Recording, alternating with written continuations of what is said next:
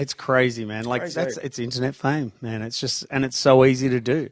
You can launch a business like this. Like you can launch it without having to pay for media. You know what I mean? Yeah. It's just your dedication. If you're willing to sit up and do something, you can do anything you want these days. There's no limits. You know what I mean? It's just, I've been through everything from skating to owning businesses, like skate businesses and skating and all of that. And how it's changed since I first started my first business, that was 20 years ago to now, is insane. I started a business in actually coaching skateboarding at the start of the year.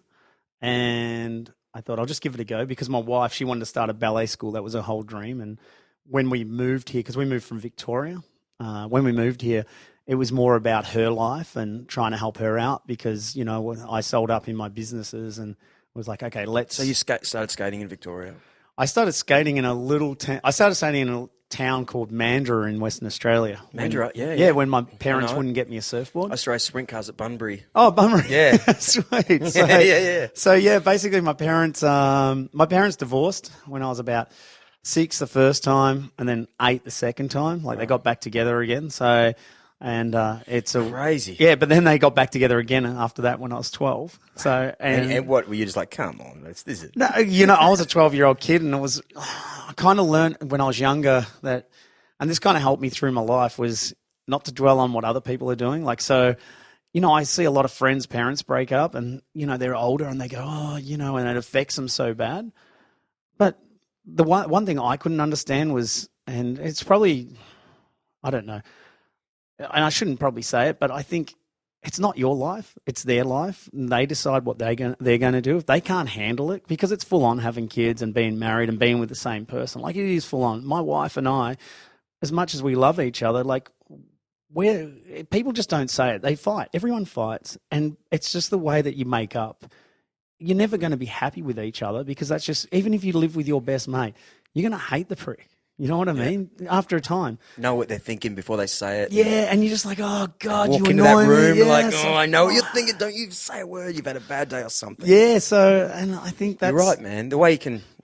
I can laugh at my wife in the middle of a fight. Yeah. I love when she hates me. Like, yeah. That's a good thing. But, yeah. But that's what keeps people going, you know what I mean? That tension and it's the way that we work with it. And I think that's the other thing is that's where I was younger and I kind of worked out when I was young. My parents had broken up so many times and then they got back together when I was 12 and we moved from Western Australia to Victoria because Dad was living there. And he'd got back with his first wife. So it was kind of weird. The old man had done a few things like that. Yeah. But we went and lived with him. And when I saw my friends' parents breaking up, I was like, why are you so affected? Like, yeah, cool, your parents aren't going to be together, but it's who you are that matters. And it's what you do with your life that matters, not what they do. And that's where I think a lot of people take too much of what other people are doing and not focus on themselves. And they take other people's problems on. And it's like, yeah, but I love both my parents. Yeah, I love both my parents too. But I am me and I have to keep moving forward and wake up every day. And I've got to be excited about life. I can't let other people's shit get in the way. Right. So I think that's kind of, I feel bad for him, but I guess I've just been through it and I've seen it. And yeah, well, it's good for someone to hear that. Yeah, I don't. Because no doubt, I bet it rocked your world the first time, and then, but then. Yeah, look, it was.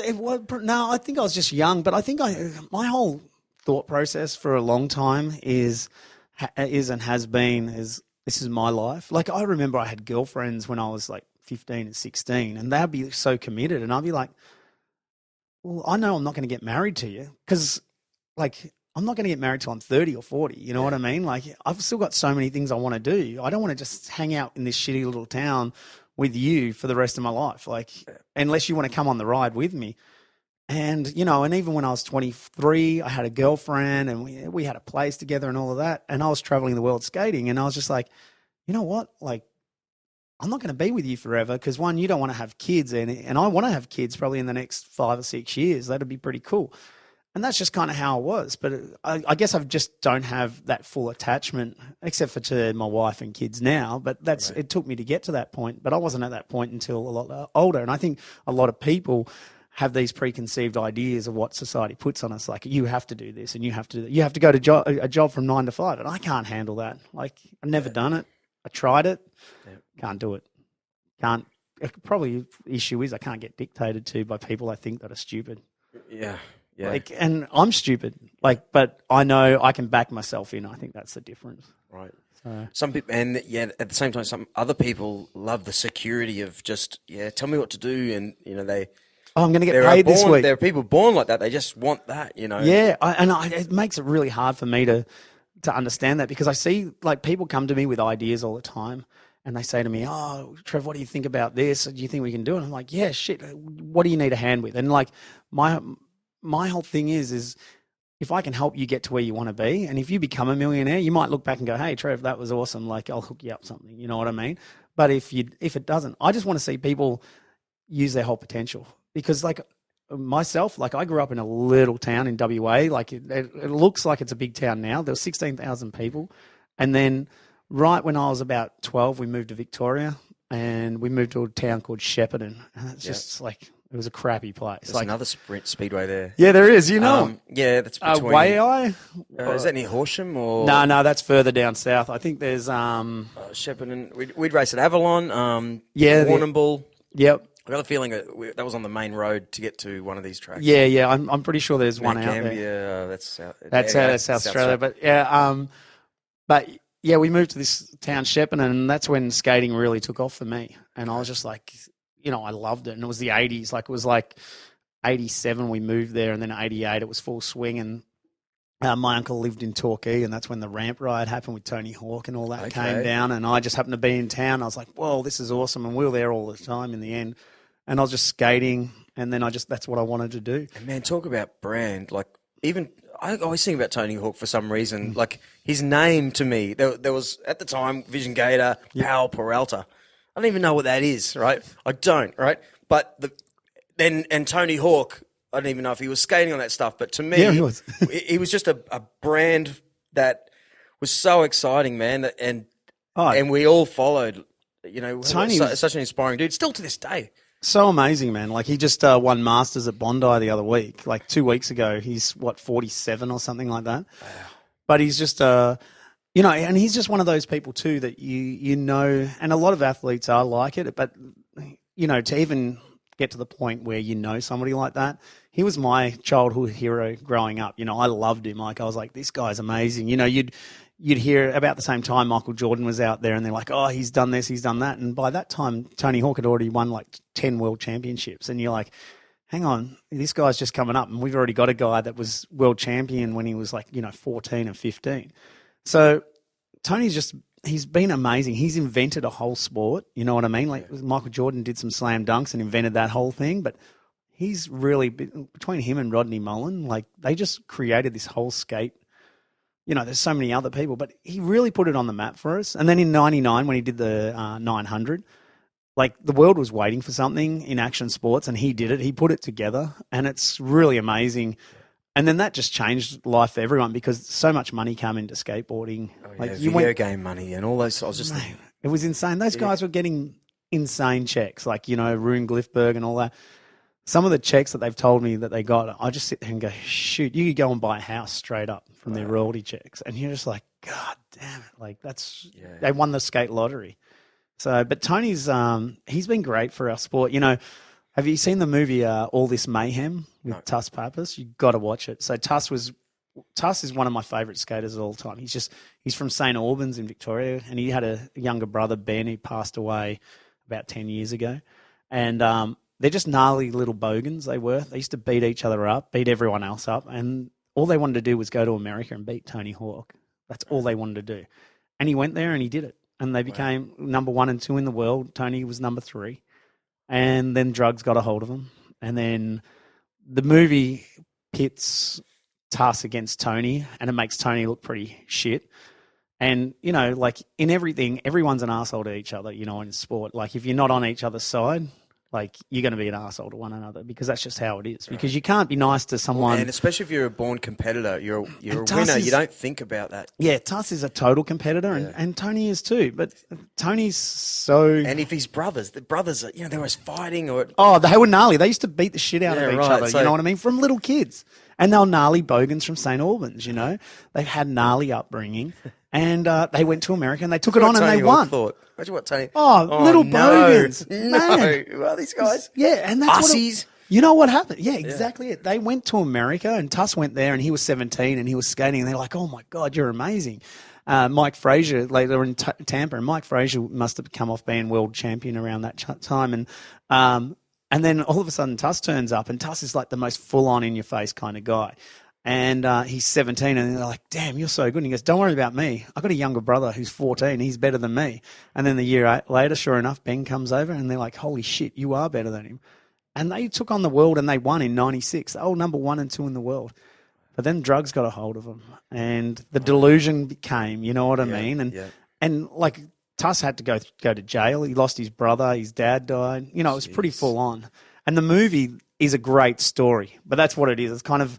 And Tuss has a good thing at the start, and I think a lot of people have to take the story tongue in cheek, like as it is. It's a really great story, and it really teaches you, hey, get away from drugs because it freaking ruins your life. Yeah. But he says at the start, there's your side, my side, and the truth. You know what I mean? Yeah. And that's what it is. Like, a lot of people have taken, like, going, oh, we hate you, Hawk, and all of that, and taken Tuss's side.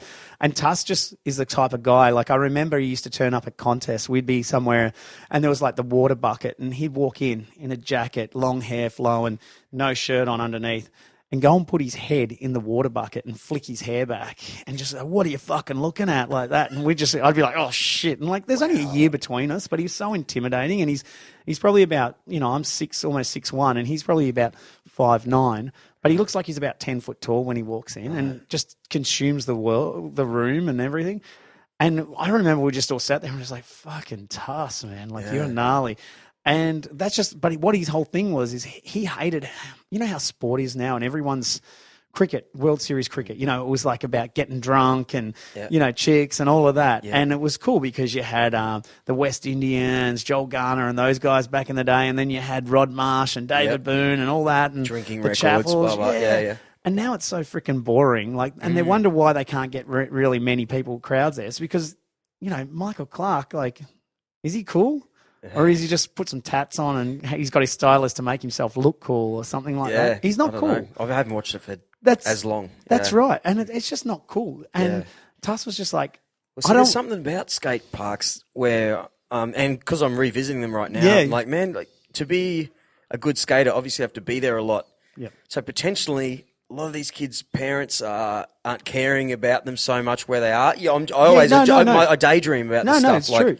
To be really good at a lot of these things, lots of the times it's like semi-neglected kids or the opposite. I'm generalising, but I always think... No, I think there's always a corner of the park that you see some dudes drinking beers, covered in... they're skaters, great guys, but you're like, look at that. Yeah. It's easy, I guess, to become great because... that's all you did every day anyway. Yeah. You're king of the park and be aggressive and, because you taught that because your dad's bashing you your entire life. Yep. And then you get to your point and you were always one step away from drugs anyway. Yep. And then it just kicks over. There's money. So, and money, now you can do it. And that's the thing is those guys, Tuss and Ben, had so much money. It was crazy for a while there. And but Tuss was just like, I wish it could have been like boxing, where they'd sit there prior to a fight and they'd have get all hyped about it, and they'd be like, "You suck, dude! I'm going to smash you." And that's what he wanted. That's what he wanted for skateboarding. He didn't want it to be all clean. And when X Games came in, they made it really nice and clean. And some of the kids these days that you skate with, they're 15 and they're doing unbelievable stuff. And I'm 40. I'm double their age, even more, and there's no way I could ever beat them in a contest now, or ever. They're that good, but the thing is they don't have that personality because it's been cut off because everyone's got media and all of that, right? And it's going to hurt my sponsors and all of that, and it kind of sucks because some of these kids are earning $1 million, but at the same time, it's like. I don't think I could ever sell that side of me out. I think because I was always the guy that just turn around and tell people how it is. Like I'd hit it. I pushed judges off chairs. I wrestled people. When was your first comp? My first pro comp in the US was, I think, in 2000 it was. Yeah, but what were you doing before then? Like Oh, What do they do in Australia? They just put together a little comp. Didn't really sponsored worry by the ab- local shop, or well, coming through the 90s, everything. how'd you get to the States? Is kind Well, of saying. yeah, okay. So basically, I finished high school and got into university to study engineering industrial design, and